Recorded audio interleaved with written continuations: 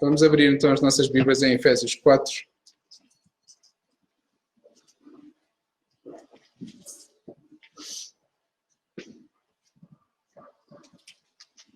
E temos tido o privilégio de ser lembrados deste versículo específico, principalmente ultimamente com a memorização deste versículo com o Misael. E foi bom também ver que as crianças puderam aprender este versículo na semana passada. E na conferência que aconteceu no início deste mês, também várias vezes fomos lembrados deste versículo, acerca do perdão, acerca do padrão que temos para o perdão, o padrão que vemos em Deus ao nos perdoar, ao nos conceder o perdão. É o mesmo padrão que Ele espera que nós perdoemos uns aos outros nos nossos relacionamentos.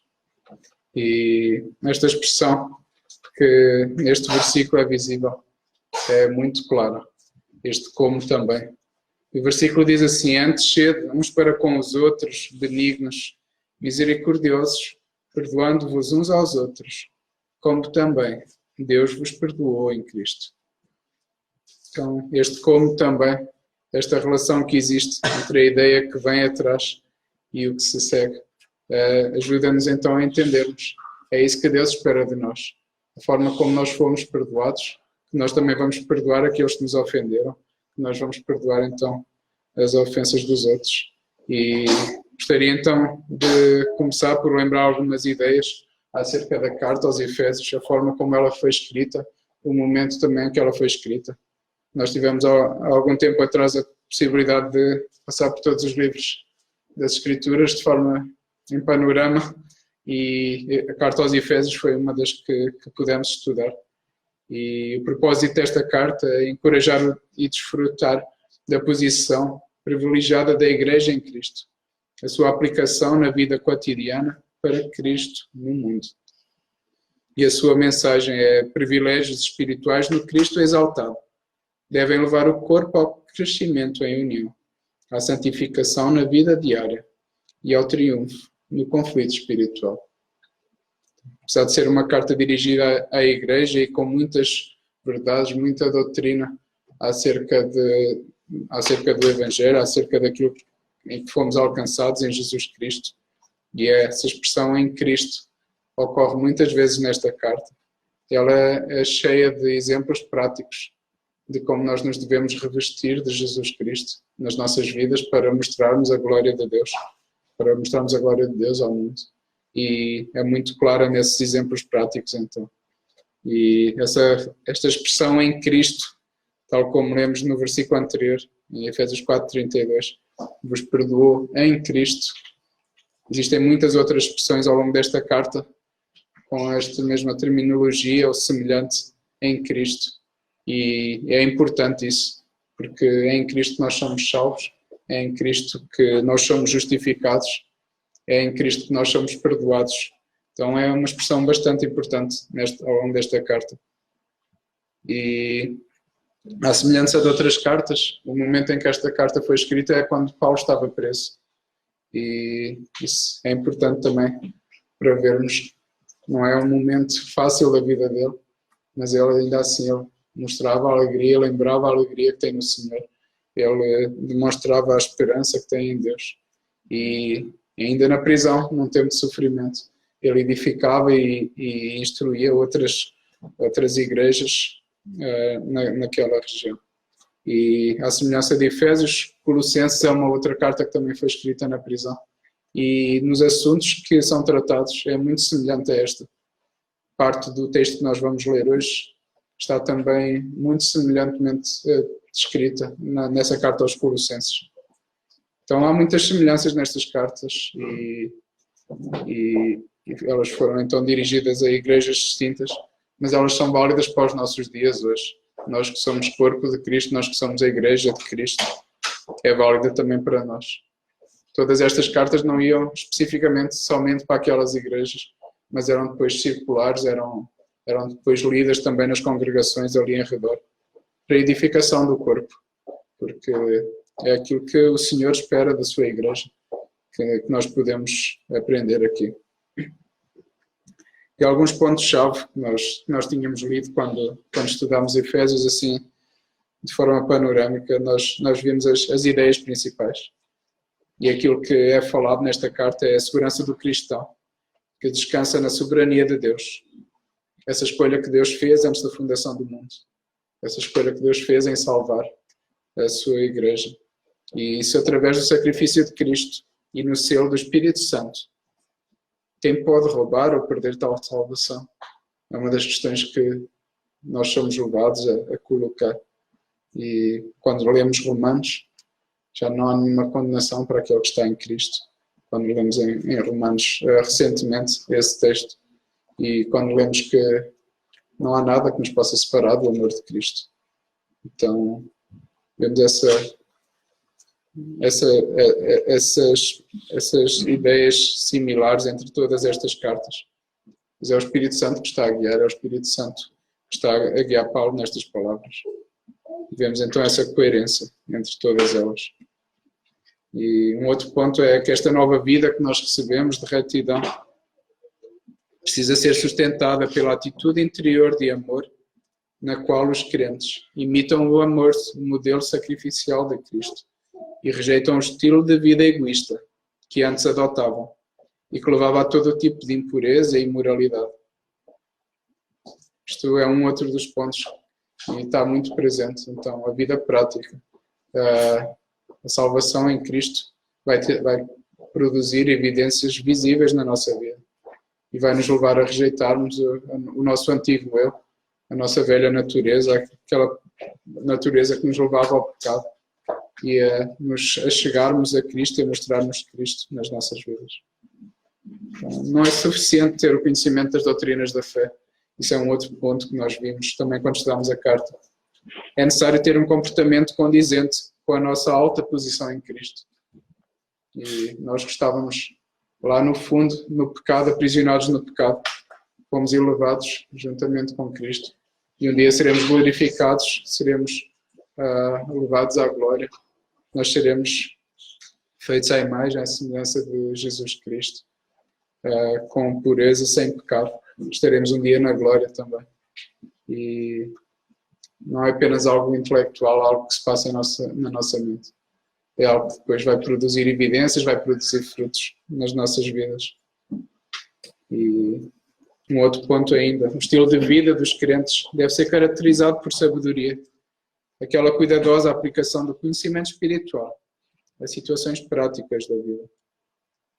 Uma vez mais, a praticidade do Evangelho.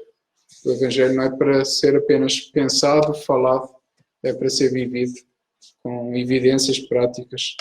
É algo que vai ser visível nos nossos relacionamentos. E estes foram alguns dos pontos que nós vimos na altura.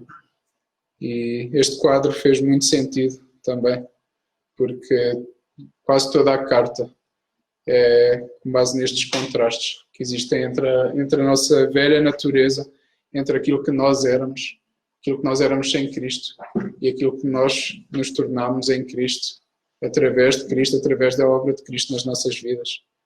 Na altura estudámos com mais detalhe esta passagem de Efésios 2, que lemos ainda há pouco de manhã. E em Efésios 2:8, que é um versículo muito conhecido. Pela graça sois salvos, mediante a fé. E isto não vem de vós, é dom de Deus. E uma vez mais, os versículos que contornam toda esta realidade espiritual, elas são cheias de exemplos práticos daquilo que nós éramos sem Cristo e aquilo que nos tornamos. E este contraste é muito visível ao longo de toda a carta.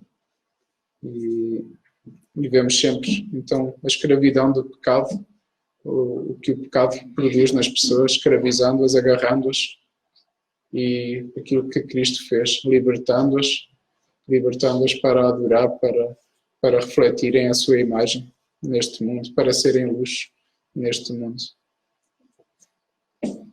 O exercício que vamos tentar fazer inicialmente será muito semelhante a pensarmos acerca desta porção de Efésios 4, esta porção que antecede então este versículo de Efésios 4:32. E vamos ler esta passagem e vamos fazer da mesma forma então lembrando então aquilo que éramos sem Cristo, aquilo que somos em Cristo, aquilo que se espera de nós, as evidências que se esperam de nós como salvos.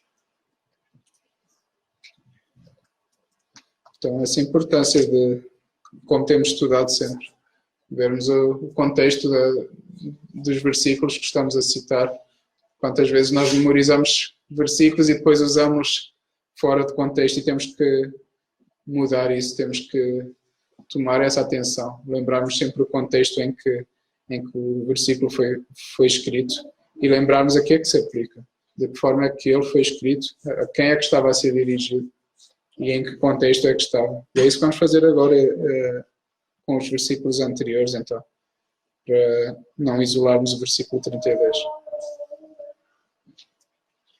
Então, eu gostaria de ler com os irmãos Efésios 4, 17 até ao versículo 32.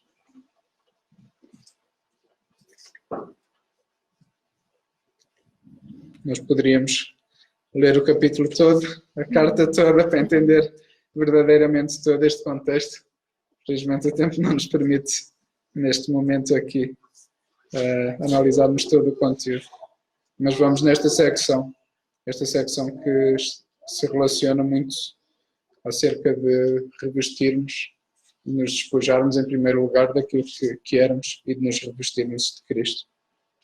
Então, a partir do versículo 17, digo isto e testifico no Senhor, para que não andeis mais como andam também os outros gentios, na vaidade da sua mente, entenebrecidos no entendimento, separados da vida de Deus, pela ignorância que há neles, pela dureza do seu coração, os quais, havendo perdido todo o sentimento, se entregaram à dissolução, para com avidez cometerem toda a impureza. No versículo 20 agora. Mas vós não aprendestes assim a Cristo, se é que o tendes ouvido, e nele fostes ensinados, como está a verdade em Jesus. Que quanto ao trato passado, vos despojeis do velho homem que se corrompe pelas concupiscências do engano, e vos renoveis no espírito da vossa mente, e vos revistais do novo homem, que, segundo Deus, é criado em verdadeira justiça e santidade. Vamos parar um pouco por aqui. Vamos ver o que é que até aqui já vimos que é essa realidade sem Cristo, aquilo que é a realidade com Cristo. E só nesta parte inicial nós vemos que o homem sem Cristo anda na vaidade da sua mente e o orgulho enche os corações daqueles que estão sem Cristo e ficam obscurecidos de entendimento. E o pecado faz isso. O pecado cega-nos, tolda-nos e deixa-nos insensíveis àquilo que agrada a Deus, deixa-nos insensíveis àquilo que lhe desagrada, ao pecado que cometemos. E quanto mais nos entrelaçamos no pecado e permitimos que o pecado domine nas nossas vidas, se assim acontecer, mais seremos cegos, mais seremos toldados, mais insensíveis nos tornaremos. Isso leva-nos, consecutivamente, a estarmos separados de Deus. Uma vida separada de Deus, porque Deus é santo e Deus não pode conviver com o pecado. E então isso vai nos levar a estarmos separados de Deus. Nós não vamos querer saber de Deus se nos afastarmos e se nos desviássemos para o caminho do pecado. E é assim que o mundo anda. O mundo anda perdido, separado de Deus, negando a existência de Deus, para que não haja também a consciência a acusá-lo das possíveis consequências que virão. E tudo isso provoca essa dureza de coração. E a pessoa vive numa ignorância quando rejeita Jesus Cristo. E os seus sentimentos são afetados, fica insensível e fica entregue à destruição, à impureza.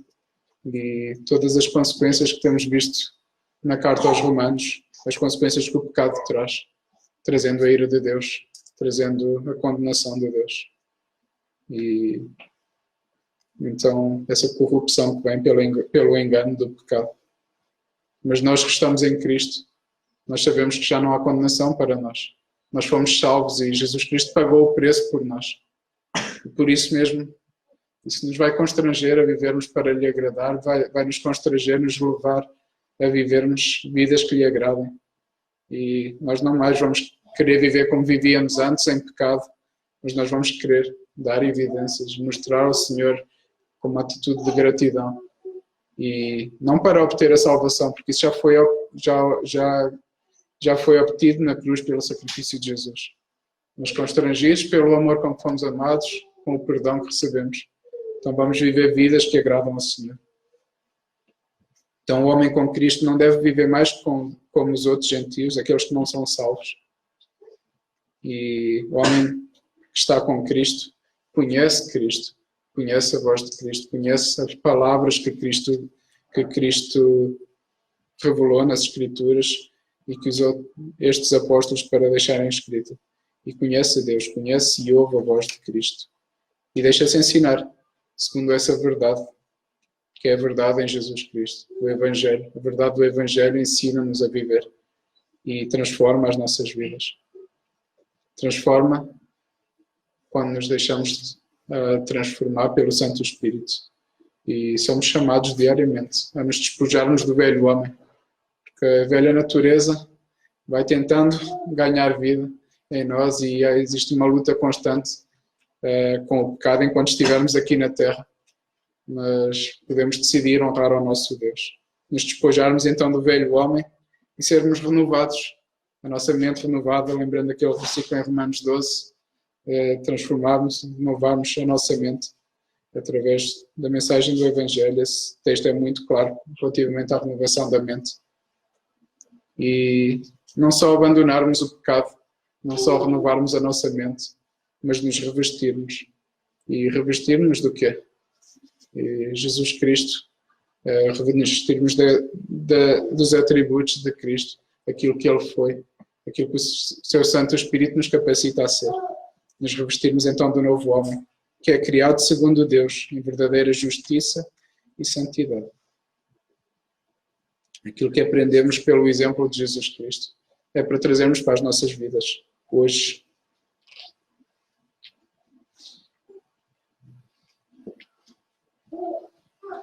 Então, olhando com mais atenção agora para estes versículos que nos mostram todos nós, aqueles versículos anteriores, todos nós nascemos com uma natureza pecaminosa e corrupta. E quando olhamos para os nossos filhos, desde tão pequeninos ainda, como já revelam que herdaram o pecado de nós, como herdaram essa consequência também da queda, como o pecado é tão evidente, o egoísmo, quererem tudo no momento que eles querem, naquela forma, e senão então há essa evidência do pecado. E seja pelo choro, seja por manifestações de ira, mas como nós temos que ser cuidadosos desde já com os nossos filhos, e como é tão claro a consequência do pecado na vida dos homens, desde pequeninos, desde que nascem, logo essa evidência então. Mas Cristo, Ele transforma e Ele pode transformar a cada um de nós aqui. Ele pode nos libertar dessa escravidão. Porque nós não aprendemos assim a Cristo. Nós conhecemos a Jesus Cristo, se é que o temos ouvido, se é que nos temos deixado ensinar pela Sua palavra. Nós não somos para viver assim. E então, se nós formos libertados da escravidão do pecado, se formos lavados, santificados, justificados, como lembramos há 2 semanas em 1 Coríntios 6, esse processo então, a obra de Jesus Cristo em nós. Se assim é, e eu posso ler este versículo de novo, 1 Coríntios 6, 11. Tais foste algum de vós, mas fostes lavados, fostes santificados, fostes justificados em nome do Senhor Jesus Cristo e no Espírito do nosso Deus. Então, se fomos lavados, santificados, justificados, que possamos dar evidências disso, que possamos estar a mostrar essas evidências uns aos outros, para sermos também estimulados a nos estimularmos uns aos outros a mostrarmos Jesus Cristo. E será que eu me tenho despojado do velho eu? Como aqui fala no versículo 22, quanto ao trato passado, vos despojeis do velho homem, que se corrompe pelas concupiscências do engano. Será que temos permitido que haja pecado na nossa vida? Alguma área na nossa vida que precisa ser despida, precisa de ser renovada, restaurada e revestida de novo em Cristo? Se calhar não são pecados tão evidentes, se calhar são pecados no nosso interior, na nossa mente, mas que da mesma forma precisam de ser retirados, removidos, precisam de ser lavados pela mensagem do Evangelho. Eu queria convidar a abrirem em Colossenses 3.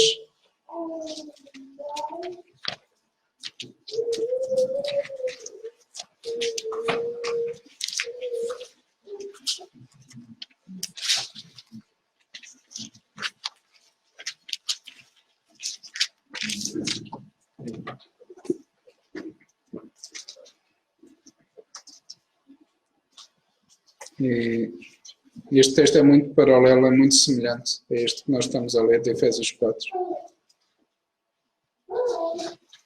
E Colossenses 3, então, a partir do versículo 3 diz: porque já estáis mortos e a vossa vida está escondida com Cristo em Deus.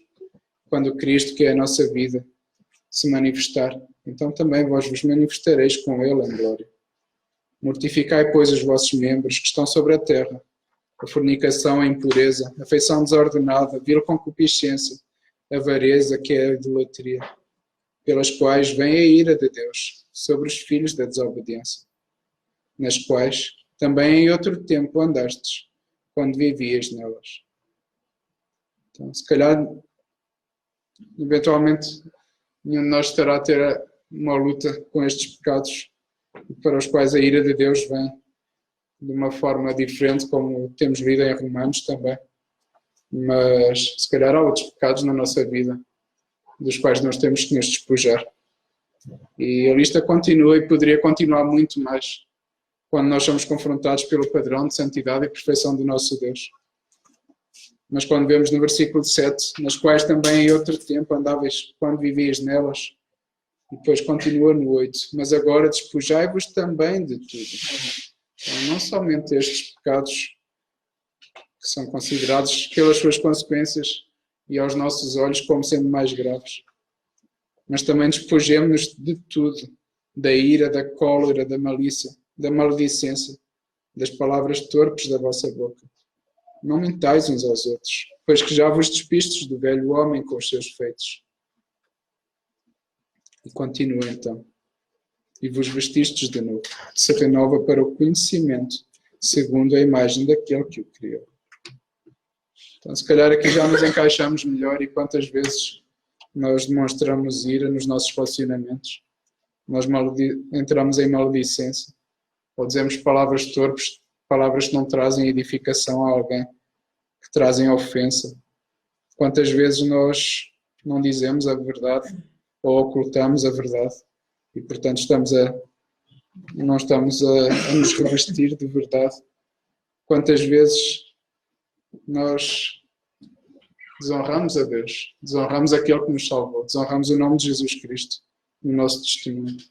Essas coisas também nós temos que nos despojar e para nos revestirmos de novo, nos revestirmos daquele que é puro, que é santo, revestirmos então de Jesus Cristo. E quando nós não fazemos isso, quando nós não nos despojamos, não despimos as roupas velhas. Ontem estava a lembrar da parábola do filho pródigo e como que seria a história se quando aquele filho que rejeitou o pai, abandonou o pai, pediu a sua herança, gastou tudo e se perdeu no seu pecado, e como ele foi humilhado depois, como ele foi tratado de porcos e nem sequer tinha comida para comer e comia aquela comida dos porcos. Como que seria se quando ele regressou, e nós sabemos a história, creio que todos aqui conhecem a história, como o pai correu para os seus braços e o abraçou. Eu com certeza que estava imundo, estava sujo por estar a tratar daqueles porcos, por estar a comer aquela comida. Imaginem como seria se quando aquele pai instruiu, deem-lhe roupas novas e me dessem um banho e ele logo a seguir, não, eu quero as minhas meias lá dos porcos, quero aquele cheiro de novo no meu corpo, e fosse e rejeitasse as roupas do pai e se revestisse de novo com as mesmas meias, as mesmas camisola, as mesmas vestes que andou lá no lamaçal. E como seria incoerente? Assim somos às vezes nós. Jesus Cristo lavou-nos pelo seu sangue. Jesus Cristo nos purificou. Ainda há pouco lemos o texto que Jesus Cristo nos revestiu com o manto da justiça, as vestes, agora não me recordo da outra palavra, mas lemos há pouco esse texto com o irmão Luís. E Jesus Cristo providenciou as vestes para que nós fôssemos limpos, ficássemos puros e revelássemos a sua imagem. Mas às vezes nós decidimos desonrar o seu nome, ficando com as roupas sujas, voltando a colocar aquelas roupas da nossa velha natureza e desonrando assim o seu nome. Isso não pode acontecer no nosso meio. E quando isso acontece, então, temos que estar atentos. Temos que nos auxiliar uns aos outros. Não permitir que andemos com roupas da nossa velha natureza. Aquelas roupas rotas, sujas e imundas. Mas que nos revestamos das roupas gloriosas do nosso Senhor Jesus. Então este processo é algo bem visível, esta ilustração que Paulo usa aqui. Este despojar-se, este renovar e este revestir-se. É algo bem visível. Tirarmos as roupas, lavarmos, sermos renovados, restaurados e vestirmos roupas limpas. É algo bem visível, é algo bem do nosso dia a dia. Nós não andamos a pôr roupas sujas, rotas, após o nosso banho. E da mesma forma, a nível espiritual, nós não devemos então voltar a colocar as roupas antigas, as roupas velhas, que desonravam a Deus. Mas nos revestirmos então de graça, de bondade, todo aquele fruto que lá em Gálatas 5 é mencionado, tudo aquilo que traz glória ao nosso Deus. E voltando um pouco mais atrás, contextualizando ainda mais esta passagem. Este texto também foi estudado recentemente. E vemos aqui a importância da igreja. E o nosso Deus não nos deixou sozinhos nesta caminhada. O nosso Deus tem capacitado vários homens no nosso meio para trazerem a palavra, para ensinarem. E aquilo que tem como objetivo ao providenciar esses dons à igreja é que Ele quer o aperfeiçoamento das nossas vidas. Como aqui diz no versículo 12, querendo o aperfeiçoamento dos santos para a obra do ministério, para a edificação do corpo de Cristo, até que todos cheguemos à unidade da fé e ao conhecimento do Filho de Deus, ao homem perfeito, à medida da estatura completa de Cristo. Este é o alvo, é isso que Deus quer fazer com as nossas vidas, nas nossas vidas, através da obra de Jesus Cristo em nós. É isto que Ele quer alcançar. Que cada um de nós seja encontrado num dia, quando formos glorificados, quando formos chamados à glória, quando formos chamados à presença de Deus, sejamos encontrados desta forma, semelhantes a Jesus Cristo. Essa medida completa, esse padrão que nós temos que perseguir. Nós sabemos que enquanto estivermos aqui no mundo, nós teremos pecado nas nossas vidas e estaremos nessa luta.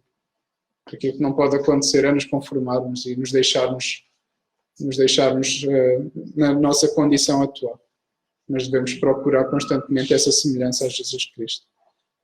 E Deus capacita a cada um de nós que está aqui. Deus tem capacitado e tem dado dons diferentes para servir a sua igreja, seja através do ensino, seja através do serviço de alguma outra forma. Mas Deus tem nos capacitado.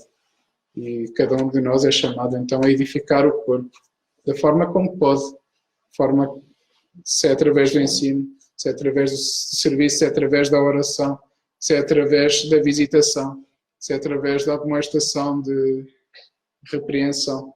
Mas o Senhor tem-nos dado capacidades. O Senhor tem-nos dado a sua palavra também para nos dar sabedoria, para nos guiar. Então importa que nós sejamos achados fiéis com aquilo que o Senhor nos tem concedido e que disponhamos os nossos dons, aqueles dons que Deus nos tem capacitado, que disponhamos ao serviço da sua igreja.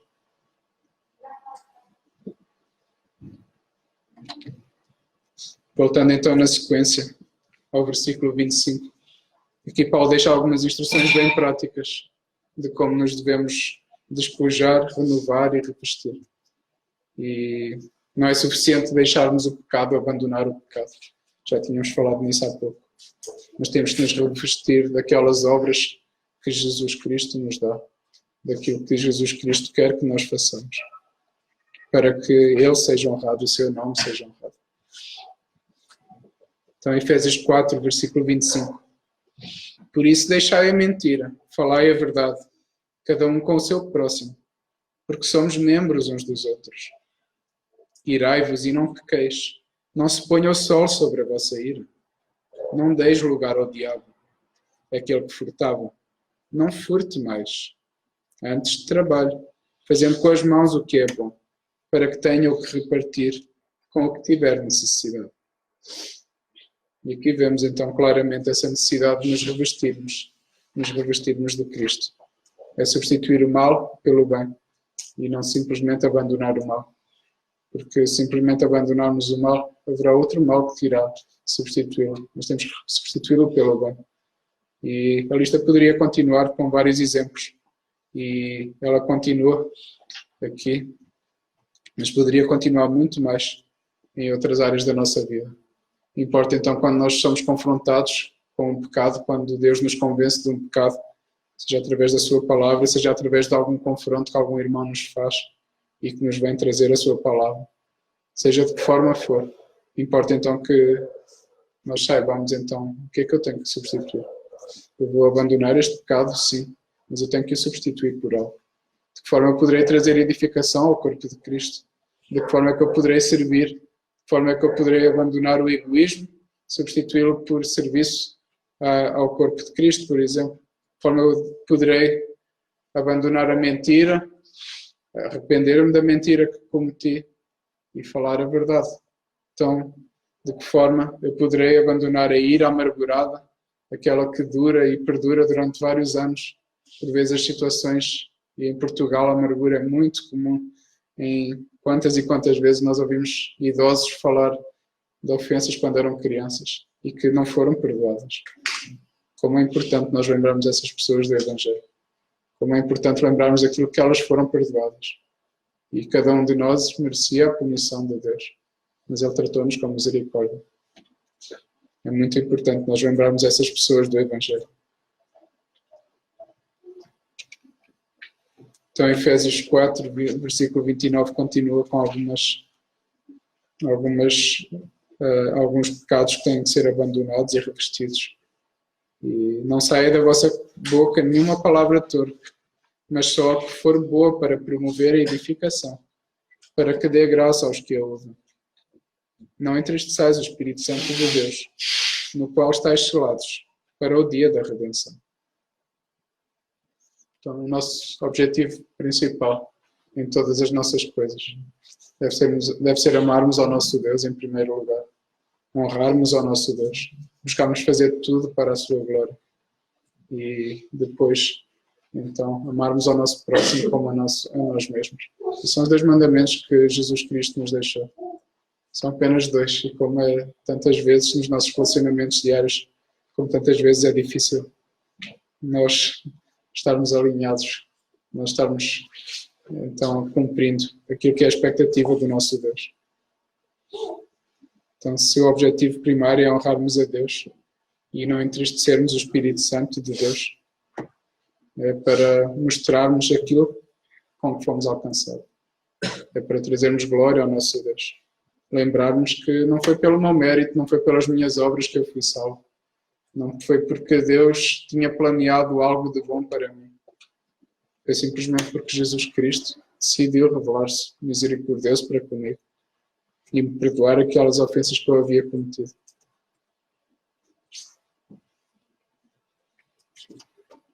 E então aqui sim, vamos entrar no contexto mais próximo deste versículo de Efésios 4, 32. Este antes que vemos no versículo 32 liga então à ideia imediatamente anterior. Eu quis vos contextualizar então para vermos que esta secção está toda a falar de algo para despojar e algo para revestir. Da mesma forma, aqui este versículo 32 está diretamente relacionado então com o versículo 31, em que o oposto de sermos benignos, misericordiosos e de nos perdoarmos uns aos outros é a amargura, é a ira, é a cólera, é a gritaria, a blasfémia, a malícia. Isso é aquilo que é oposto ao caráter de Deus, aquilo que Ele espera que nós evidenciemos. E não devemos tolerar também estes pecados. Tantas vezes são mais toleráveis do que aqueles que têm consequências mais óbvias e muitas vezes não nos afeta tanto quando temos comunhão com alguém que vive amargurado, que vive com ira para com todos, que demonstra cólera nos seus relacionamentos, que grita, seja por qual for a razão, que está em constante blasfémia e maldicência. E são relacionamentos que às vezes são difíceis, sim, mas não podem ser só difíceis, não podem ser tolerados no nosso meio. E temos que lembrar essas pessoas, temos que nos lembrar a nós quando estes sentimentos vêm. Nós somos novas criaturas, nós fomos lavados, nós não podemos permitir que este tipo de pecado permaneça connosco, em nós, seja pelo testemunho que estaremos a dar de incoerência, um testemunho que não é semelhante ao que Cristo deu, mas que nos revistamos então de benignidade, de bondade, de misericórdia e de perdão. Eu sublinhei estas palavras porque o padrão que nós temos é como. Aqui como faz a ligação. Como também Deus vos perdoou em Cristo. E será que nós temos entendido verdadeiramente o perdão que nos foi dado? Entendemos a dívida que nós tínhamos diante de Deus? Quando lembramos aquela parábola de Mateus 18, de um rei que perdoou o seu súbdito de uma dívida impagável que ele possivelmente nunca iria conseguir pagar. E como ele depois não foi paciente com outro que lhe devia uma dívida muito inferior. E como ele foi impaciente com ele, como ele foi irado, como ele quis justiça naquele momento. E quis que aquele outro homem que lhe devia tão pouco lhe pagasse imediatamente. Ele que havia sido perdoado de tanto, uma dívida tão grande, não estava disposto a perdoar uma dívida muito inferior. E assim às vezes somos nós. Quantas vezes nós pensamos, eu não sou Deus para conseguir perdoar aquela ofensa. Deus, Ele é Deus. Eu não sou Deus e Deus aumenta a minha fé, dá-me, capacita-me. Mas Ele capacita-nos. Ele, através do seu Santo Espírito, através do sangue de Jesus Cristo, Ele já nos capacitou. Nós vamos ver uma das reações que os apóstolos tiveram com Jesus, quando Ele falou acerca do perdão. Nós veremos isso mais adiante, então. Em Colossenses 3, voltando àquele texto, no versículo 12 e 14. Revesti-vos, pois, como eleitos de Deus, santos e amados, de entranhas de misericórdia, de benignidade, humildade, mansidão, longanimidade, suportando-vos uns aos outros e perdoando-vos uns aos outros. Se alguém tiver queixa contra outro, assim como Cristo vos perdoou, assim fazei vós também. E sobre tudo isto, revesti-vos de amor, que é o vínculo da perfeição. Uma vez mais, de forma clara, aqui as Escrituras a terem este paralelo. A forma como nós fomos perdoados. A forma como nós fomos perdoados em Cristo. Importa que também perdoemos ao nosso próximo. Nos perdoemos uns aos outros dessa mesma forma. E que nos revistamos desse amor. Esse amor que nos auxilia e que nos liga a todos nós. Que nos liga em Cristo. É Cristo. E é uma relação, então, que vemos aqui. Não só nestes dois textos, de Efésios 4 e Colossenses 3. Mas vemos mesmo no ensino de Jesus Cristo. Quando Ele ensina os seus apóstolos a orar. como Ele fala, perdoa os nossos pecados, assim como nós perdoamos aos nossos devedores. Esse é o padrão. Jesus ensinou a orar assim. Não é que Ele tivesse pecado. Ele estava a ensinar a nós a orarmos dessa forma. Então, é para nós perdoarmos dessa mesma forma. E a forma como nós vamos perdoar é a forma como Deus também nos irá perdoar.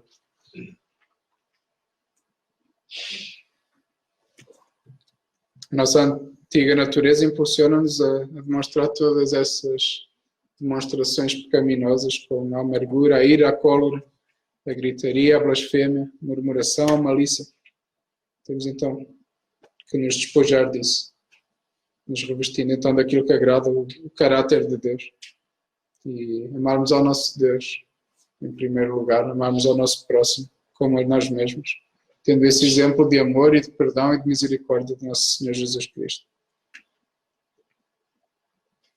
1 Pedro 4,8 é um outro texto também que nos auxilia a entender o amor, a relação entre o amor e o perdão. 1 Pedro 4,8 diz: sobretudo, tende ardente amor uns para com os outros, porque o amor cobrirá a multidão de pecados. Quantas vezes nós achamos que tem que ser feita justiça, tem que ser feito consoante a nossa vontade e somos chamados a amar. E há pecados que algumas pessoas vão cometer contra nós, se não forem assim tão significantes e se forem apenas contra a nossa pessoa. Como falávamos há pouco, nós que estamos mortos, mas que Cristo vive em nós, se não é Cristo que está a ser ofendido. Então, por amor, vamos relevar algumas dessas situações menos relevantes, se a pessoa ainda não está escravizada a esse pecado, se não é uma constante recorrência que essa pessoa tem nesse determinado pecado. Vamos relevar. Se foi uma situação insignificante, não vamos cobrar cada uma dessas situações, mas vamos decidir amar, vamos decidir perdoar. E não perdoar,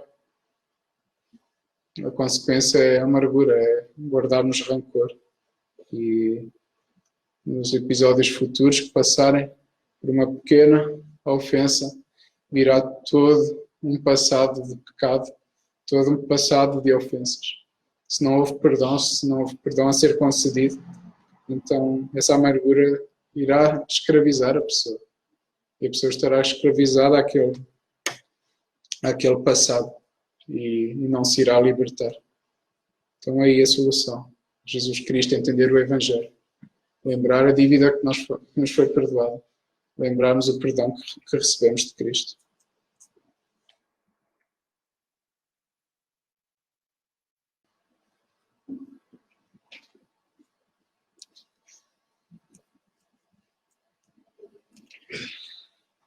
E ainda aqui então, neste ponto, mais uma ideia ainda.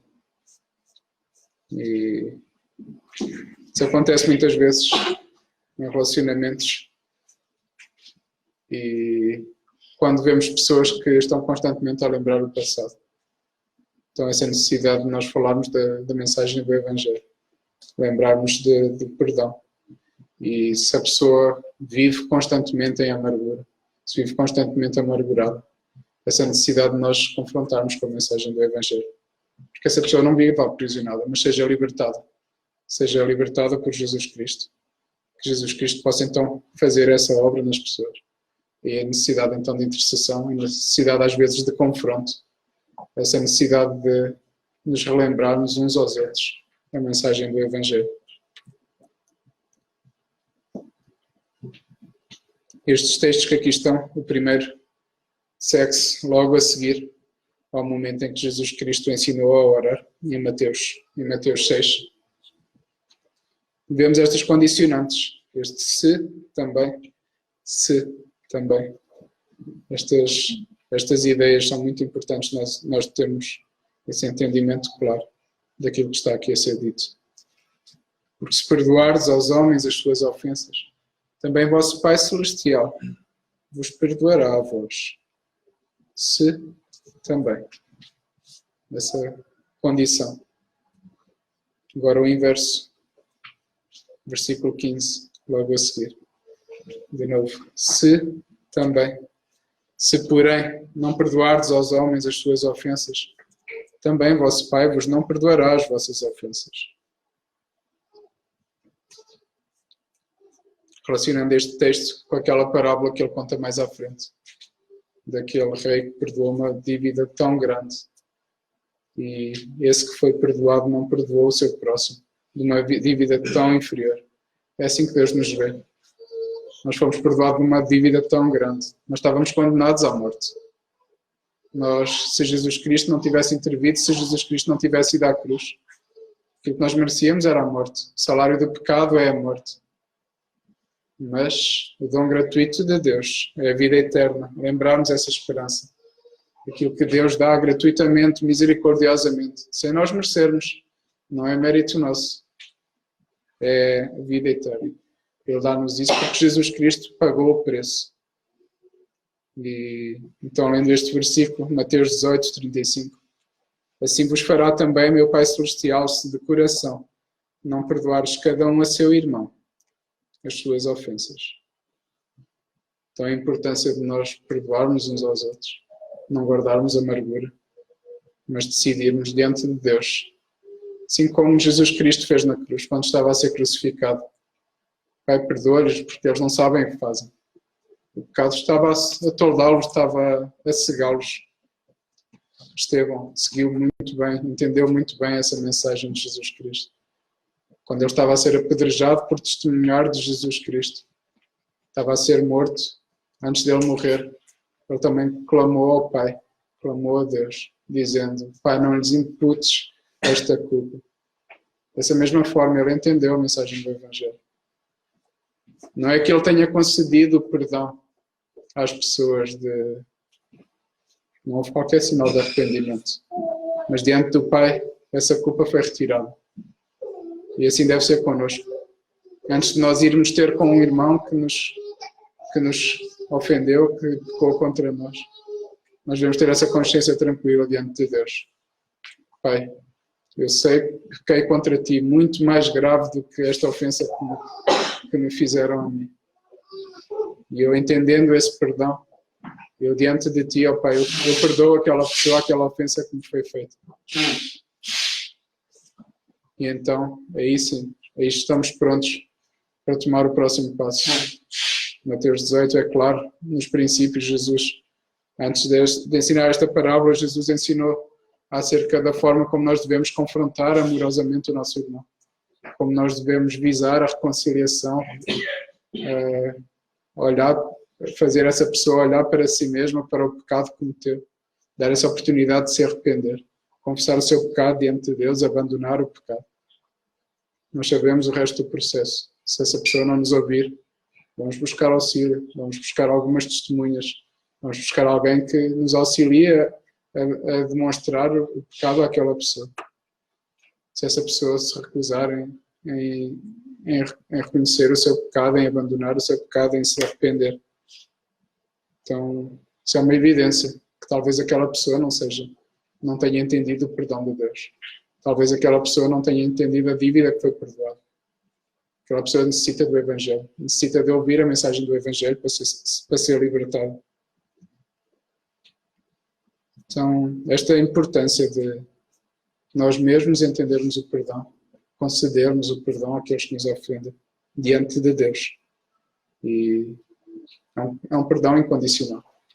Da mesma forma que Jesus Cristo nos perdoou antes que nos tivéssemos arrependido, quando nós ainda não estávamos em pecado, Jesus Cristo, lá atrás, Ele já havia perdoado o nosso pecado. Ele já havia pago o preço que nos era devido pelo nosso pecado, antes que nos arrependêssemos. É verdade que o perdão nos é concedido quando nós confessamos e Ele é fiel para cumprir aquilo que nos prometeu.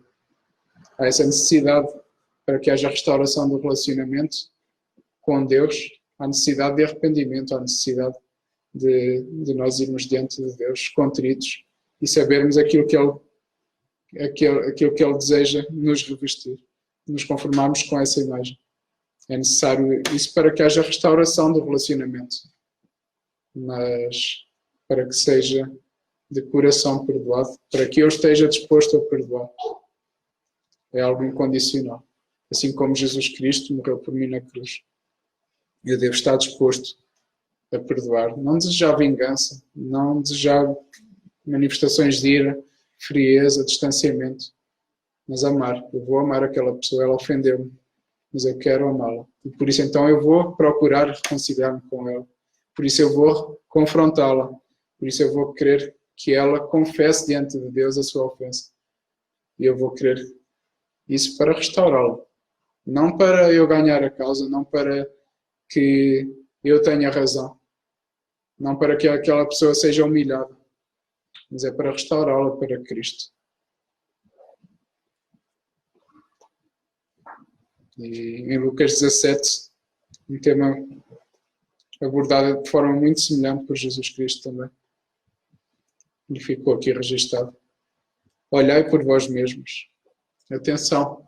Isto é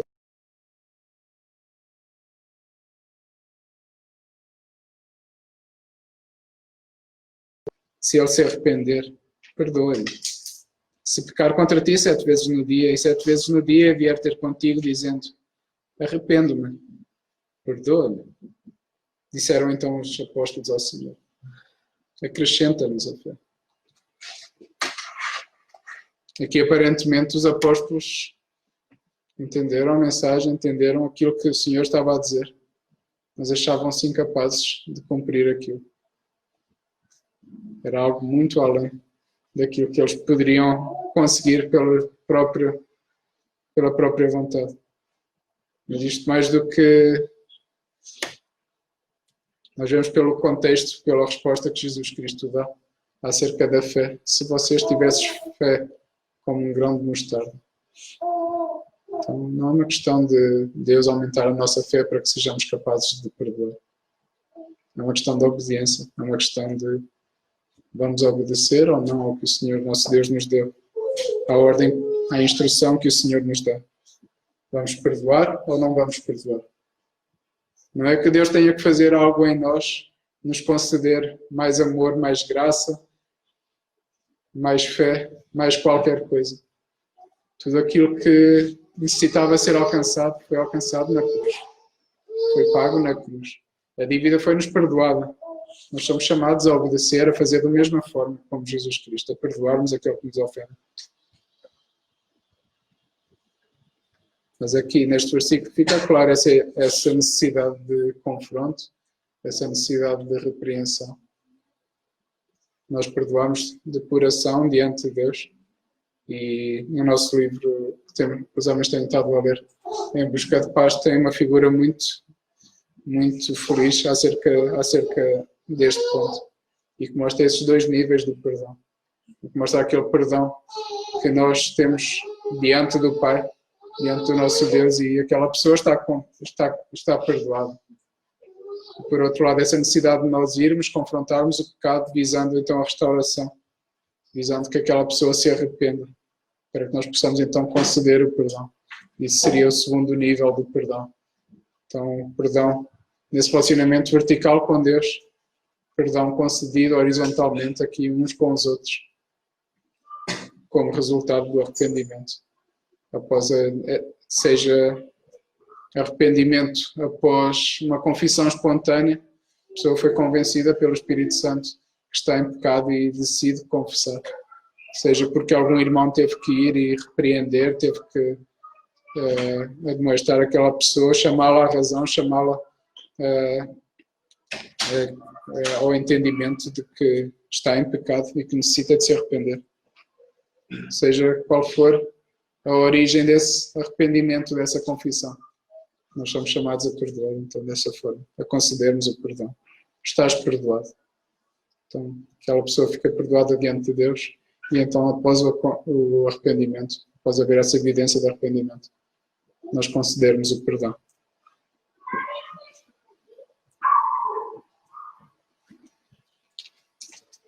Eu queria terminar com uma história que lemos ontem no nosso encontro de leitura partilhada.